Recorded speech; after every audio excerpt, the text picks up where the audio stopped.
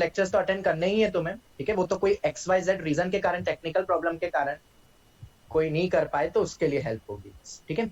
बाकी तो जो इफेक्टिव अटेंड करने के समय रहता है उसका तो कोई अल्टरनेट ऑप्शन नहीं है लाइव अगर अटेंड करो तो, ठीक है।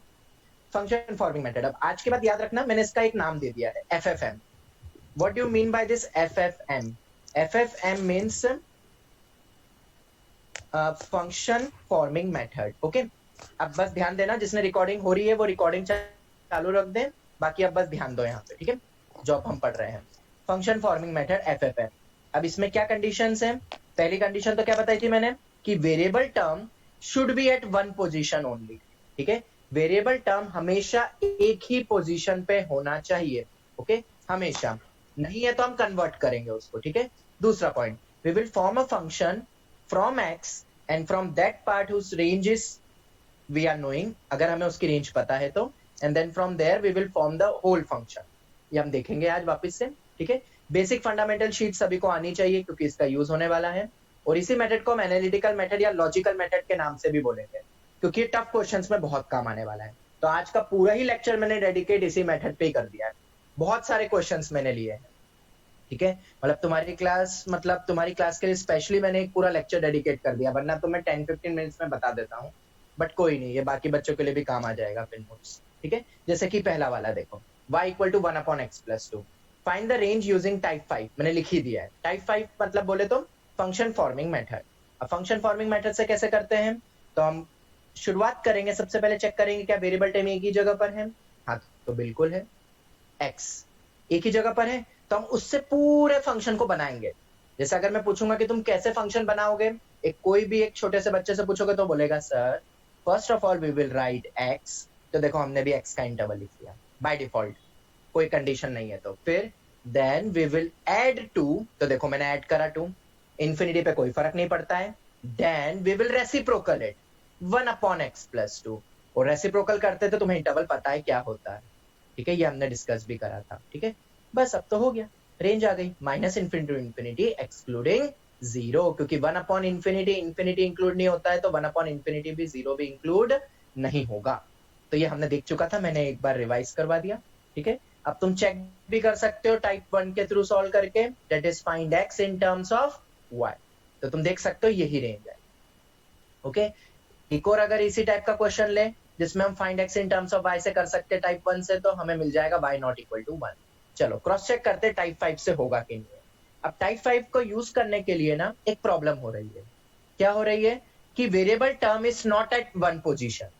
दिख रहा है कि यहाँ पे वेरिएबल टर्म एक पोजीशन पे नहीं, तो in order to bring the variable term at one position कैसे ला सकते हैं, तो convert the numerator in the form of denominator. जैसे तुम डिवाइड करते थे ना पॉलिनोमियल को बचपन में, ऐसे x -3 यहाँ लिखते थे, x+5 यहाँ लिखते थे, फिर डिवाइड करते थे, ठीक है। वैसे ही टेक्निक से we are converting the numerator in the form of denominator. अब वो कैसे कर सकते हैं, तो देखो नीचे x+5 है, मुझे न्यूमरेटर को डिनोमिनेटर की तरह बनाना है, तो हम x - 3 को क्या हम x+5 - 8 लिख सकते हैं, यस और नो, लिख सकते हैं कि नहीं, ठीक है। और जैसे ही वो लिखा उसका बेनिफिट क्या मिलेगा, नाउ सेपरेट कर लो अलग अलग, ठीक है। ये हमें पता है कि x+5 0 नहीं हो सकता है, तो हम कैंसिल भी कर देंगे, x ≠ 5, और वो वैसे भी नहीं हो सकता डोमेन के कारण, वो हमें पहले भी पता है, ठीक है। Now variable term at one position only, अब तुम देख सकते हो वेरिएबल टर्म सिर्फ एक ही जगह पर है। अब देखो उससे कैसे बनाएंगे हम पूरा फंक्शन, तो फिर से अगर मैं एक छोटे से बच्चे से पूछता हूँ कि इसको पूरा फॉर्म करो, तो कैसे फॉर्म करेगा बताओ। फर्स्ट ही विल बी राइटिंग x, तो हम x का इंटरवल लिखेंगे in general, then what, then we will add 5, देखो मैंने सब जगह 5 ऐड कर दिया, पर जैसा कि इंफिनिटी या -∞ इतनी बड़ी या इतनी छोटी टर्म होती है कि उसमें एड सब्ट्रैक्ट से कोई फर्क नहीं पड़ता है।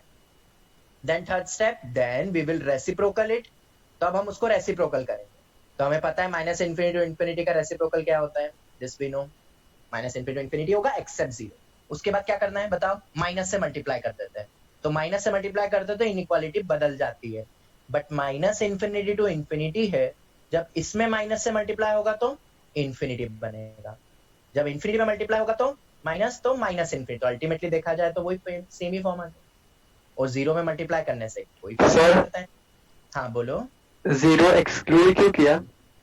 जीरो हमने इसलिए एक्सक्लूड करा बेटा क्योंकि जब हम नंबर लाइन बनाते हैं ना माइनस इन्फिनिटी टू इन्फिनिटी, बीच में क्या आएगा बताओ?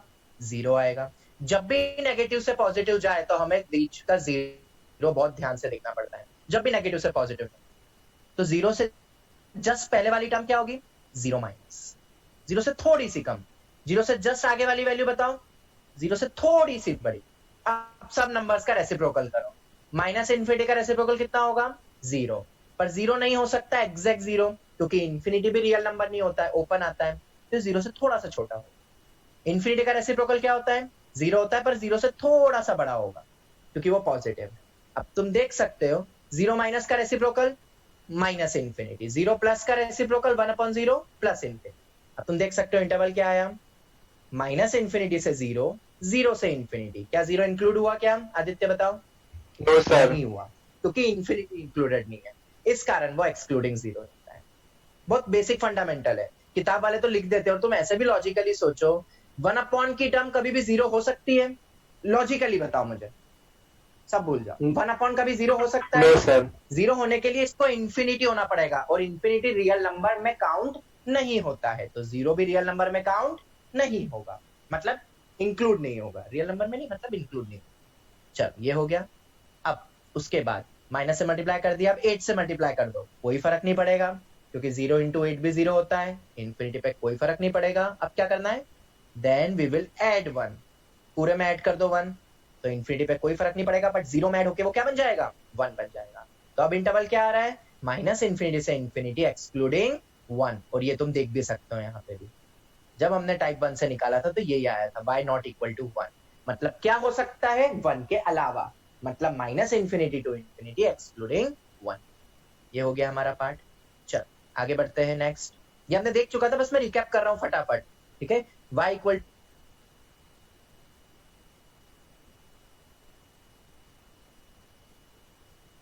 पे जाओगे बैक तो तुम्हें मिल जाएगी इसकी रेंज कितनी आई थी। बस हमें करना क्या अल्टीमेटली, उसके बाद फिर रेंज के बाद अंडर रूट लगाना है। फंक्शन फॉर्मिंग मेथड के थ्रू हमें सिर्फ एक अंडर रूट लगाना है। तुम्हें याद है मैंने एक पॉइंट लिखा है फंक्शन फॉर्मिंग मेथड में, किसी ने ध्यान दिया? और करके, और from the part whose range we know, मतलब जिसकी रेंज पता है वहां से भी शुरुआत कर सकते हैं। तो हमने अंदर वाले की रेंज ऑलरेडी निकाली है, नहीं भी निकाली होती तो हम निकाल सकते थे टाइप 2 के अकॉर्डिंग, ठीक है? तो हमें अंदर वाली की रेंज हमें ऑलरेडी पता है, मैंने वापस से लिख दिया 2/, तुम खुद ही टाइप 2 से सॉल्व करना। तो हमें ये इंटरवल मिला। ये इंटरवल को हम ऐसे भी लिख सकते हैं, -½ और 0 पे बस ओपन आएगा क्योंकि that points are not included. अब इस पूरे का अंडर रूट कैसे लेंगे? तो हम इस पूरे के पे अंडर रूट लगा दें, पूरे पे अंडर रूट लगा दें, ठीक है? अब नेगेटिव का अंडर रूट डिफाइंड होता है क्या? यस और नो? No sir. नहीं होगा। -½ का 0 का भी नहीं होगा, तो किसका अंडर रूट डिफाइंड हो पाएगा? सिर्फ इसका डिफाइंड हो पाएगा। तो हम सिर्फ उसी का डिफाइंड करेंगे रूट का, तो उसका अंडर रूट ले लो, पूरे इंटरवल का अंडर रूट। हर वैल्यू का अंडर रूट होगा, हर वैल्यू का इस इंटरवल का, तो हम एक्सट्रीम वैल्यूज का बस अंडर रूट ले लेते हैं क्योंकि बीच वाले तो सब इंक्लूड ही हो जाएंगे फिर। तो 0 का अंडर रूट 0, इन्फिनिटी में तो कोई फर्क पड़ेगा ही नहीं, रूट इन्फिनिटी भी अप्रोक्सीमेटली इन्फिनिटी है क्योंकि वो एक बहुत बड़ी नंबर है। तो 0 से इन्फिनिटी अगर अंडर रूट लग भी जाए, जैसे कि एक और हमने देखा था टाइप 3 के अकॉर्डिंग, हमने अंदर वाले की रेंज निकाल चुकी है, नहीं भी निकाली होती तो हमें पता है कैसे निकालते हैं। तो ये इंटरवल आया। Now just we have to take under root. अब अंडर रूट कब से शुरुआत होगी डिफाइंड होना बताओ? जब अंदर वाली टर्म 0 से बनना शुरू होगी। तो नेगेटिव वाली वैल्यू पे तो डिफाइन नहीं होगा, कहां से शुरुआत होती है? 0 से डिफाइन होगा। तो हम हर वैल्यू नेगेटिव का अंडर रूट नहीं लेंगे, जहां से डिफाइंड होगा बस उन्हीं वैल्यूज का अंडर रूट लेंगे। तो ये हमने ले लिया, हमने इसको नलिफाई कर दिया नेगेटिव वैल्यूज का, क्योंकि उसका अंडर रूट नहीं ले सकते हैं। अब क्या होगा? अंडर रूट सबका अंडर रूट ले लो, हर वैल्यूज का। तो 0 का अंडर रूट 0, 9/16 का 3/4, 1 का अंडर रूट 1, इन्फिनिटी का रूट इन्फिनिटी मतलब इन्फिनिटी। जिस पे क्लोज उस पे क्लोज ही रहेगा, और जिस पे ओपन है उस पे ओपन ही रहेगा। तो अल्टीमेटली हमें आंसर ये मिल गया। कोई डाउट? तो इन टाइप के क्वेश्चन ना आजकल ऐसे आ रहे हैं, तुम बताए टाइप 1, टाइप 2, टाइप 3 पे डायरेक्ट नहीं आते हैं, एक ऐसा अंडर रूट लगा के दे देंगे ताकि बच्चा डर जाए। आधे बच्चे तो अंडर रूट देख के डर जाते हैं। और मैंने तुम्हें क्या बोला? तुम नॉर्मली अंदर वाले की रेंज निकालो और फिर अंडर रूट ले लो। Can anyone repeat this statement?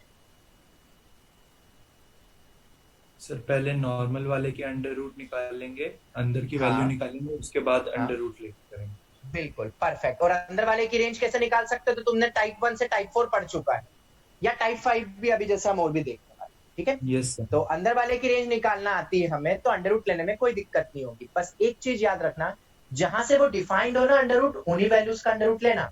वरना तो तुम बोलोगे सर ये -5 कैसे डिफाइंड हो गया अंडर रूट, तो ये लेंगे भी नहीं। जहां से डिफाइंड होगा वहां से शुरू कर।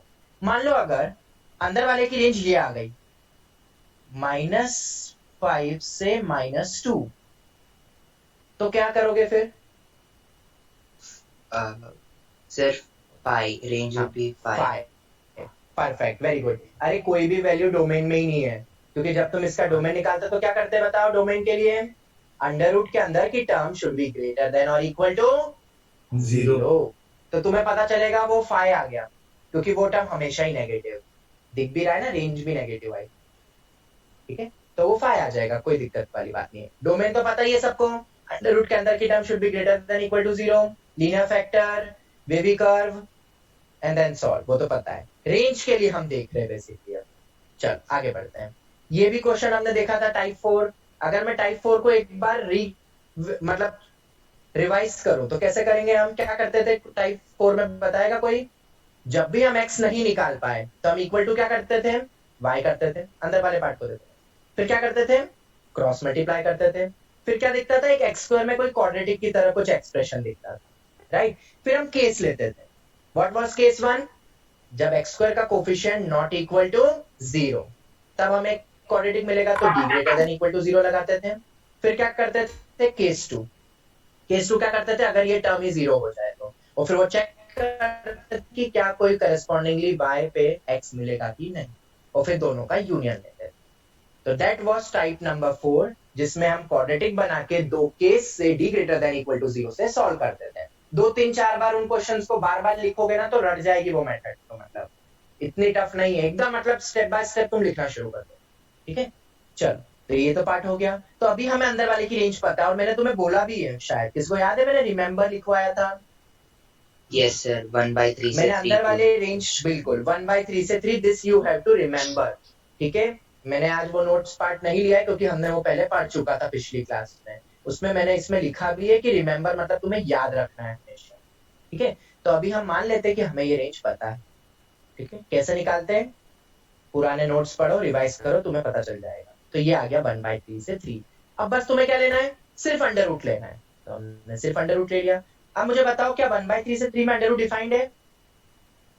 yes sir, बिल्कुल डिफाइंड है। तो बस Yes, डायरेक्ट sir. दोनों पॉजिटिव है, तो बस अंडर रूट ले लो, एक्सट्रीम वैल्यूज का अंडर रूट ले लो, तो वही इंटरवल मिल जाएगा, दैट इज 1/√3 से रूट।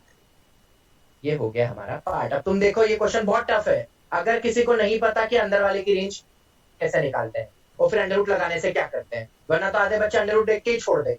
और मैंने क्या बताया, आजकल हर क्वेश्चन अंडर रूट लगा लगा के पूछेगा, तो तुम्हें डरने की जरूरत नहीं है। तुम तो अंदर वाले की रेंज निकालो और फिर अंडर रूट ले लो। और कहां से अंडर रूट लेना है? जहां से वो डिफाइंड हो। यहां तक हमने देख चुका था, ठीक है। और एक बार मैंने रिकैप भी कर लिया, क्योंकि ये पार्ट बहुत इंपॉर्टेंट, अब आगे रिपीट नहीं करूंगा, ठीक है। चलो अब हम आते हैं नेक्स्ट टाइप। ये मैंने तुम्हें बोला भी था कि एक बार रिवाइज कर लेना। देखो, find the range of y equal to x plus 1/x, ठीक है। अभी तो हम यहाँ पे, मुझे बताओ, क्या तुम फंक्शन फॉर्मिंग से कर सकते हो इसको कि नहीं? नो नहीं सर, कर पाओगे एक्स दो जगह। क्योंकि ये, हाँ, दो जगह, और इसको एक जगह पे तुम ला ही नहीं सकते हो। तो फिर क्या करेंगे? फिर तो तुम्हारे पास अब तरीका कौन सा है? टाइप 4। क्या करते थे टाइप 4? ये किसी का माइक गूंज रहा है। एलसीएम लो, ठीक है, क्रॉस मल्टीप्लाई करो, ये आ गया, एक तरफ लाओ। ये टाइप 4 को मैं फिर से रिवाइज करवा रहा हूं। इसके बाद अब तुम देख रहे हो, यहाँ पे केस 1 ही सिर्फ वैलिड है। क्यों? क्योंकि ये हमेशा ही क्वाड्रेटिक होगा। क्यों? क्योंकि एक्स स्क्वायर का कोफिशिएंट क्या है? 1, मतलब this will always be a quadratic. तो यहाँ दो केस लेने की जरूरत ही नहीं है। बच गए हम तो, बढ़िया, इससे अच्छा और क्या है। और क्वाड्रेटिक में हमेशा एक्स क्या होता है? हमारा डोमेन होता है ना एक्स, और वो क्या होता है? हमेशा रियल होता है। तो डिस्क्रिमिनेंट क्या होगा हमेशा? बताओ, discriminant should be greater than or equal to 0. Greater than और इक्वल टू 0, मतलब b² - 4ac ग्रेटर देन और इक्वल टू 0। फैक्टर बनाए, ये आ गया, ठीक है। -∞ से -2 यूनियन 2 से इंफिनिटी। तो ये अब तुम्हें ना याद रखना है, जब भी range x plus one upon x की पूछी जाए, इसको कैसे बोलते हैं, इसको ऐसे बोलते हैं ऐसे ऐसे बोलते हैं। कोई भी एक वेरिएबल है, वेरिएबल नंबर है जो भी, प्लस वन अपॉन कोई नंबर है वेरिएबल, तो इन टाइप के फंक्शन की रेंज कहां से कहां जाती है हमेशा, नंबर प्लस उसका रेसिप्रोकल, माइनस इंफिनिटी से -2 यूनियन 2 से इंफिनिटी। तुम कोई भी नंबर रख के देख लो, देखो मैंने अगर x की जगह 3 रखा, राइट, तो 3 प्लस 1 अपॉन 3 कितना होता है जरा बताओ, 10 10 by by 3, 3.33. और 10 by 3 3 पॉइंट समथिंग, देख लो इसी रेंज में आ रहा है। तुम इसके बीच की रेंज में कभी ला ही नहीं सकते हो कोई भी ऐसा, सर x अगर फ्रैक्शनल रख लिया तो चलो रख के देखते हैं। लेट्स सपोज मैंने 1/8 रख दिया, तो 1 अपॉन 1/8 कितना हो जाएगा, 8 हो जाएगा, और 8 प्लस 1/8 65/8, मतलब 8 पॉइंट समथिंग। तुम देख सकते हो हमेशा इसी इंटरवल में आएगा, कोई भी नंबर हो उसका सम विद रेसिप्रोकल हमेशा इसी इंटरवल में आएगा, भूलना मत ये पॉइंट। मतलब क्या तुम्हें याद रखना है बताओ, what is the range of x plus 1 upon x, repeat कर सकता है कोई, रेंज -2 ऑफ से माइनस इंफिनिटी से, बोलो बोलो, -2 यूनियन 2 से इंफिनिटी। infinity. आया कैसे, अगर ये कभी बोर्ड एग्जाम में आ जाए तो बिल्कुल ऐसे ही टेक्निक से तुम्हें सॉल्व करके बताना, ठीक है। ये आ गया। अब एक और चीज, ये -2 आया कब, अगर हम इसको ध्यान से देखें कि -2 कब अटेंड होता है, तो तुम लॉजिकली भी देख सकते हो, ये वैल्यू -2 कब होगी, जब x की वैल्यू क्या होगी, बोलो -1 कितना होता है, -2। ये भी याद रखना किस पे अटेंड हो रही है। और 2 कब अटेंड होगी बताओ, जब x इक्वल टू क्या होगा, 1। हिट एंड ट्रायल वे में दिख रहा है बताओ, या इक्वल टू रख के देख भी सकते हो, इसको इक्वल टू 2 करो, इस पूरे को इक्वल टू -2 करो, क्योंकि ये तो रेंज है, हमें x निकालना है डोमेन, तो इक्वल टू करके x तुम निकाल सकते हो। ये हो गया हमारा बेसिक पार्ट। अब ये क्यों बोला है मैंने, याद कर लो, क्योंकि अगर तुम्हें ऐसा दिया जाए when x is greater than 0, मतलब पॉजिटिव, अगर तुम्हें इनपुट ही पॉजिटिव दिया हुआ है, तो मुझे बताओ ये नंबर कभी भी नेगेटिव हो सकता है क्या, अगर x पॉजिटिव है तो x प्लस 1 अपॉन x कभी भी नेगेटिव नहीं हो सकता, x पॉजिटिव ही होगा। तो रेंज क्या हो जाएगी फिर, ये नेगेटिव पार्ट हट जाएगा, सिर्फ इतनी पार्ट है 2 से इंफिनिटी, और 2 किस पे अटेंड करेगा, हमेशा 1 पे। तो ये तुम्हें याद रखना है, ठीक है। ये साइड में ऐसा लिख देते हैं x ग्रेटर देन, तो हमें पता होना चाहिए ये पार्ट 2 से इंफिनिटी, इसका आगे यूज करेंगे, ठीक है, तुम बेफिक्र रहो, तो तुम्हें और चीजें रिकॉल होगी और अच्छे से याद। अब मान लो तुम्हें ये दे दिया function y equals to x square plus 1 upon x square, मुझे बताओ क्या तुम नॉर्मल मेथड से इसकी रेंज निकाल सकते हो क्या, क्योंकि मैं तो नहीं निकाल सकता, तुम निकाल सकते हो क्या x square plus 1 upon x square की रेंज नॉर्मल मेथड से, तुम भी नहीं निकाल पाओगे, क्योंकि ये 4 डिग्री इक्वेशन बन जाएगा, और 4 डिग्री इक्वेशन कभी भी क्वाड्रेटिक नहीं होती है, तो quadratic method fail. Find x in terms of y, वो भी नहीं निकाल पाओगे, ये भी मेथड फेल। तो क्या करेंगे, तो अब हम इस लॉजिकल अप्रोच पे आते, हमें पता है कि एक्स स्क्वायर हमेशा क्या होता है बोलो, ग्रेटर देन और इक्वल टू 0। तो देखा जाए तो वो ये टाइप का ही कंडीशन हो गया बेसिकली, 1 अपॉन एक्स स्क्वायर है तो एक्स कभी 0 भी नहीं होगा, तो देखा जाए ये टर्म हमेशा पॉजिटिव होगी। और ये भी किस टाइप का फॉर्म है, नंबर प्लस उसका रेसिप्रोकल, तो रेंज क्या होगी 2 से इंफिनिटी, और 2 किस पे अटेंड हो रहा है एक बार रख के देखो, x इक्वल टू 1 पे। तो ये एक बहुत इंपॉर्टेंट पॉइंट हो गया, मिनिमम वैल्यू, इसको बोलते हैं मिनिमम वैल्यू, सबसे छोटी वैल्यू रेंज में क्या आ रही है, 2 आ रही है, और वो किस पे अटेंड करा, 1 पे करा। हमने क्यों ये डायरेक्ट लगा दिया ये वाला केस, क्योंकि हमें पता है कि ये टर्म हमेशा पॉजिटिव होती है, ये तो अभी भी वही form x plus 1 by x का फॉर्म, इसको ऐसे भी समझ सकते हैं थोड़ी देर के लिए, देखो मैं बताता हूँ इसको और कैसे फॉर्म से तुम समझ सकते हो, जस्ट अ मिनट।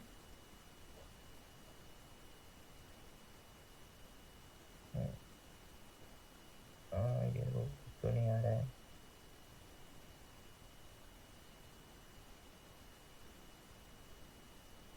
चलो कोई नहीं, सुनो ध्यान से, अगर मैं थोड़ी देर के लिए एक्स स्क्वायर को t मान लूं, तो बताओ क्या बनेगा, बताओ क्या बनेगा, t प्लस 1 बाय टी ओ टी क्या है? Greater than 0। Sir equal to 0 क्यों नहीं करा? क्योंकि डिनोमिनेटर 0 नहीं हो सकता।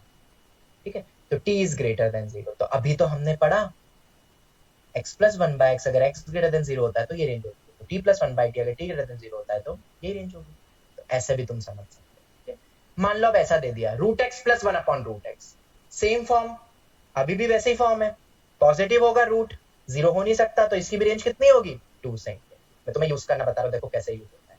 अब मान लो ये दे दिया x प्लस 1/x का होल अंडर रूट, या ऐसा दे दिया x² प्लस 1/x। बताओ इन दोनों में कोई फर्क है? बिल्कुल भी नहीं, एलसीएम लिया है बस, x² प्लस 1/x का अंडर रूट। तो मैंने अभी क्या बताया था, अंदर वाले की रेंज निकालेंगे और फिर क्या कर देंगे, अंडर रूट ले लेंगे। तो अंदर वाले की तो रेंज हमें ऑलरेडी पता है, ये होती है। बट अब अंडर रूट लूंगा तो नेगेटिव वाली वैल्यूज पे तो डिफाइंड होगा नहीं, बस पॉजिटिव में अंडर रूट डिफाइंड होता है, तो अंडर रूट ले लेंगे, कितना होगा? √2 से इंफिनिटी। इंफिनिटी का अंडर रूट भी इंफिनिटी होता है। ये हमारा पार्ट कंप्लीट। ठीक है, ये सर? पार्ट तो मैंने तुम्हें दिया हुआ था। हाँ बोलो।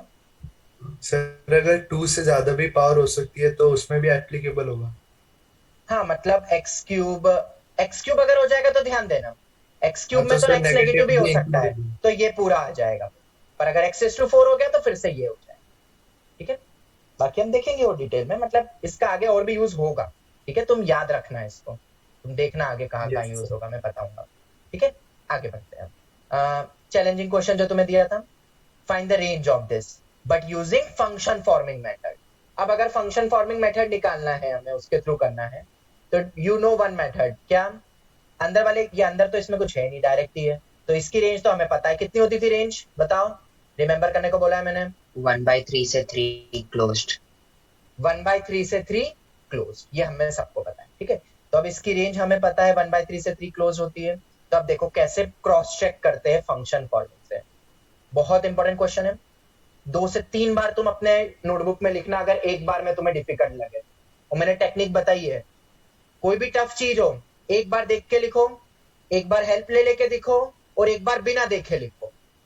तीसरी स्टेप तक कोई भी टफ क्वेश्चन तुम्हें फिर आसान लगने लगेगा। बस you have to follow it, मेहनत करनी पड़ेगी। मैंने तुम्हें पहले भी ये चीज बोली है कि बिना मेहनत करे तुम कुछ नहीं कर सकते।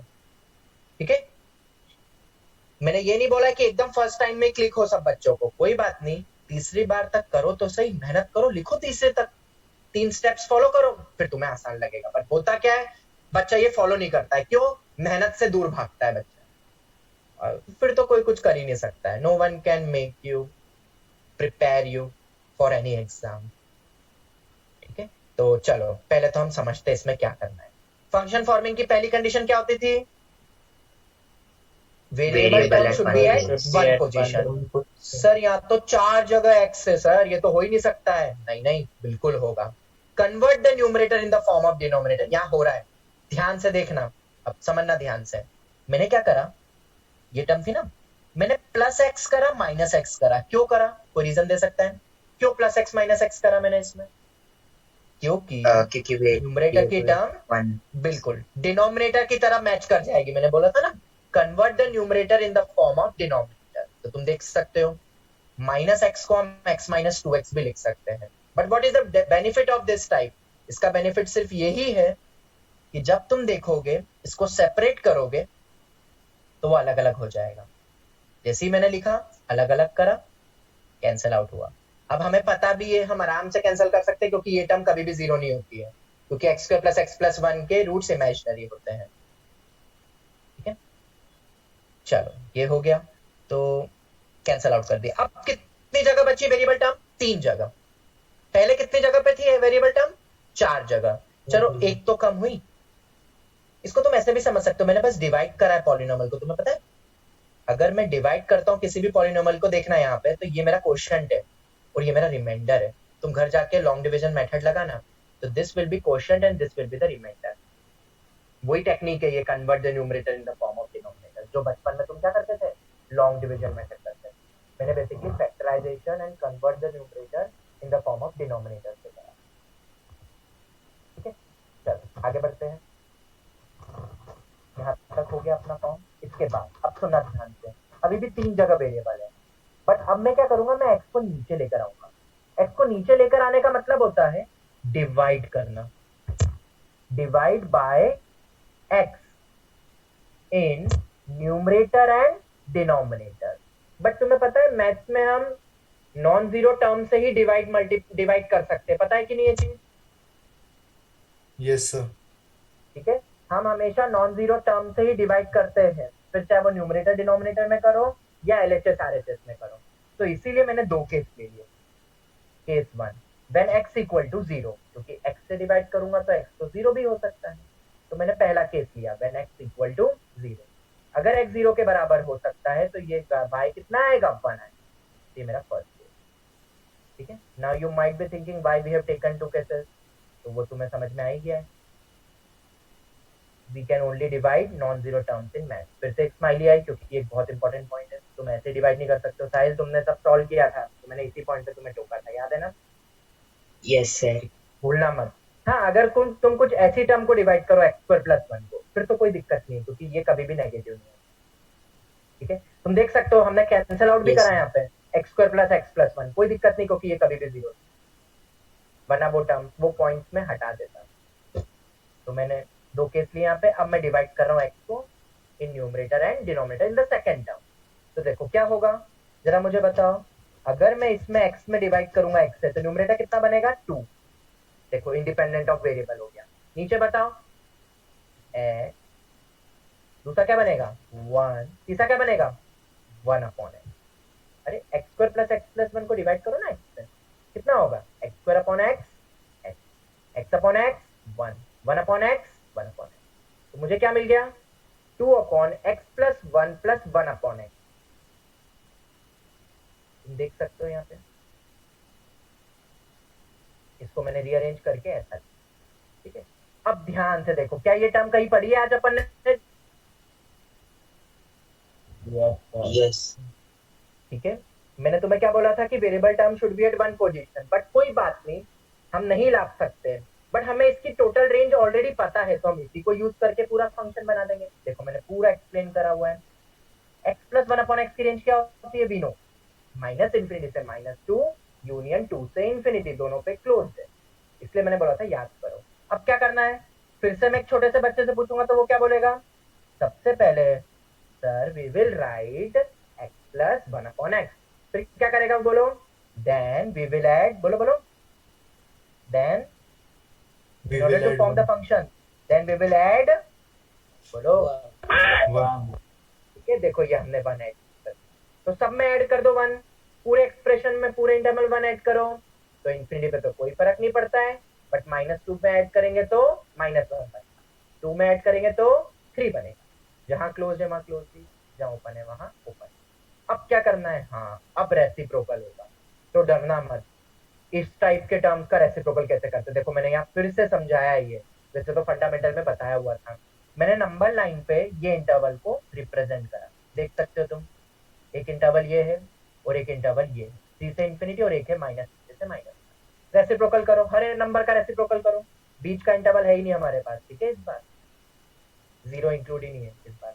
माइनस इन्फिनिटी का रेसिप्रोकल 0 बट नेगेटिव, -1 का रेसिप्रोकल -1, 3 का रेसिप्रोकल 1/3, हमें बस इन्हीं नंबर्स के रेसिप्रोकल करना है, ठीक है। और इन्फिनिटी का रेसिप्रोकल 0 प्लस, तो क्या इंटरवल आया बताओ मुझे, एक आया -1 से 0 और एक आया 1/3 से 0, या सॉरी 0 से 1/3 पे क्लोज है, -1 पे क्लोज है, इसलिए ओपन आया, 0 पे तो ओपन ही आएगा, सॉरी क्लोज आया उस पे, 0 पे ओपन क्यों आएगा, क्योंकि इन्फिनिटी माइनस इनफिनिटी हमेशा ओपन होता है। तुम देख सकते हो रेसिप्रोकल से हमेशा कभी भी 0 इंक्लूड नहीं होगा, क्योंकि 1 अपॉन कोई भी चीज कभी भी 0 नहीं हो सकती है। तो रेसिप्रोकल करा तो ये आ गया मेरा -1 का रेसिप्रोकल वही, 3 का रेसिप्रोकल 1/3। याद है ना, हमने इसका रेसिप्रोकल निकाला है, अगर ये टर्म देते तो इसका रेसिप्रोकल ये होता था, याद है किसी को, एक्सट्रीम पार्ट आ जाता था, Yes. जब भी नेगेटिव से पॉजिटिव जाता है, या रिवर्स वे हो गया, बट 0 इंक्लूड नहीं होगा रेसिप्रोकल करने से, याद रखना, क्योंकि इसमें हमें दिख रहा है 0 है बट 0 नहीं। ये तुम फंडामेंटल शीट में भी देख सकते हो, हमने करा हुआ है। अब क्या करना है, अब बताओ, अब फंक्शन बनाने के लिए क्या बाकी है बताओ, इस पूरे में क्या मल्टीप्लाई करना पड़ेगा, बोलो 2. 2, तो 2 को मल्टीप्लाई कर दो, पूरे इंटरवल में 2 को मल्टीप्लाई करो, तो पहला बनेगा -2, दूसरा बनेगा 2/3, 0 × 2 तो 0 ही होता है, ये आ गया। अब माइनस से मल्टीप्लाई करो, माइनस से मल्टीप्लाई करो इस पूरे इंटरवल को, पहला -2 बन जाएगा 2, 2/3 बनेगा -2/3, पर ऑब्वियसली हम पहले छोटा लिखते फिर बड़ा लिखते, तो उल्टा करके लिखते, 0 पे कोई फर्क नहीं पड़ेगा, साइन इंटरचेंज हो जाती है ना, माइनस से मल्टीप्लाई करो तो इंटरवल उल्टा हो जाएगा।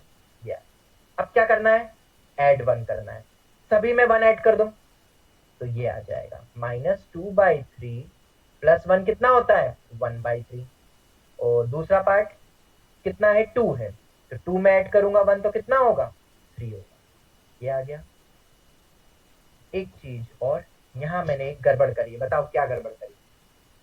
सर जीरो में भी वन आएगा। वेरी गुड, 1 आएगा, कर लोगे ना तुम ये चेक, मतलब क्रॉस चेक की, इसको फिर से मैं चेंज करके भेजू तुम्हें फाइल, कर लेंगे।